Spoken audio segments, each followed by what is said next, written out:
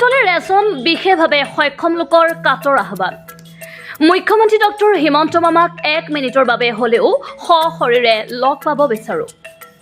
সোণতলীৰ পুৰাণগাঁৱৰ বাসিন্দা তথা 2016 চনত স্নাতক ডিগ্ৰীধাৰী বিশেষভাৱে সক্ষম যুৱক মইদুল ইছলামৰ এই কাটৰ আহ্বান।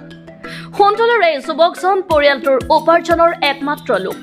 নানা ঘাট প্ৰতিঘাতৰ মাজেৰে জীৱন যুঁজত যুৱকজনে প্ৰায় 2 কিলোমিটাৰ ট্ৰাইচাইকেলেৰে বাট কৰি বাই পাচলিৰ দোকান কৰি পৰিয়ালটো পোহপাল দি আহিছে। চৰকাৰী সকলো ধৰণৰ আঁচনিৰ পৰা বঞ্চিত যুৱকজনে সম্প্ৰতি দৰিদ্ৰতাৰ সৈতে সংগ্ৰাম কৰি এক কষ্টকৰ জীৱন অতিবাহিত কৰিবলগীয়া হৈছে। দিক বিদিক হেৰুৱাই পেলোৱা যুৱকজনে সম্প্ৰতি অধীৰ আগ্ৰহেৰে অপেক্ষা কৰিছে ৰাজ্যৰ মুখ্যমন্ত্ৰী ডক্টৰ হিমন্ত বিশ্ব শৰ্মাক সশৰীৰে লগ পোৱাৰ বাবে। ইতিমধ্যে যুৱকজনে মুখ্যমন্ত্ৰীক লগ পোৱাৰ অনুমতিৰ বাবে বিভিন্ন লোকক যোগাযোগ কৰাৰ সমান্তৰালকৈ সংবাদ মাধ্যম যোগেও কাটৰ আহ্বান জনায়। আমাৰ সোণতলী বজাৰত হিমন্ত মামা আহিব, লগত দেখা কৰিবৰ কাৰণে আমি বাট চাই আছোঁ আৰু আমি পাৰ্মিশ্যন লোৱাৰ কাৰণেও বাট চাই আছোঁ। প্লাছ মই এজন শিক্ষিত ল'ৰা আৰু মই সোণতলী বজাৰত সৰু সুৰা এটা চব্জিৰ দোকান কৰোঁ আৰু ৰাস্তাটো হ'ল আমাৰ 2 কিলোমিটাৰ হ'ব চাগে। অতিক্ৰম কৰি আহি পেলাই চব্জি কিনিব লাগে, আকৌ মানে বজাৰত বহিব লাগে, এনেকৈ চলি আছোঁ। কিন্তু মই মানে কোনো ধৰণৰ চৰকাৰীভাৱে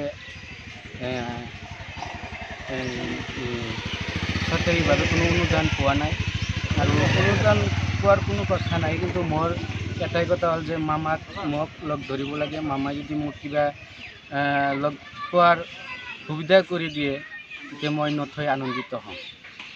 কৰিছোঁ যে আমি জনামতে সোণতলী বজাৰত হিমন্ত মামাই মানে মিটিং পাতিছে। সেই মিটিঙত মই যোৱাৰ কাৰণে প্ৰচেষ্টা লৈছোঁ, কিন্তু মই কোনো ধৰণৰ পাৰ্মিশ্যন পোৱা নাই আৰু পাৰ্মিশ্যন পোৱাৰ কাৰণে মই আবেদন আপোনালোকৰ জৰিয়তে মই কৈছোঁ। আৰু হিমন্ত মামাৰ লগত মই যে দেখা কৰিম, এইটো হিমন্ত মামাই মোক যদি 1 মিনিটৰ কাৰণে চান্স দিয়ে মই নথৈ আনন্দিত হ'ম। মই একদম সৰুৰে পৰা মই কথা পতা মই ক'ব নোৱাৰোঁ, তেতিয়া মই মানে এনেকুৱা অৱস্থাত হৈছোঁ।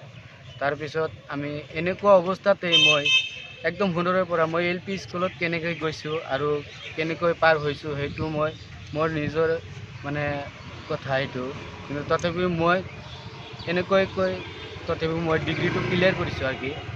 আমাৰ 2016ত আমি কলেজৰ পৰাও আহিছোঁ পাছ কৰি। এইটো কলেজৰ নাম হ'ল আপোনাৰ ফখৰুদ্দিন আলী আহমেদ কলেজ। আমাৰ নাম মহিদুল ইছলাম, মোৰ ঘৰ হ'ল পুৰাণগাঁও।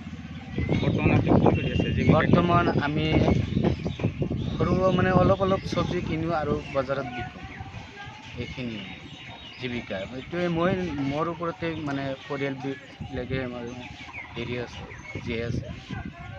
সোণতলীৰ পৰা আবুল হাছেমৰ ৰিপৰ্ট, আছাম লোকেল নিউজ।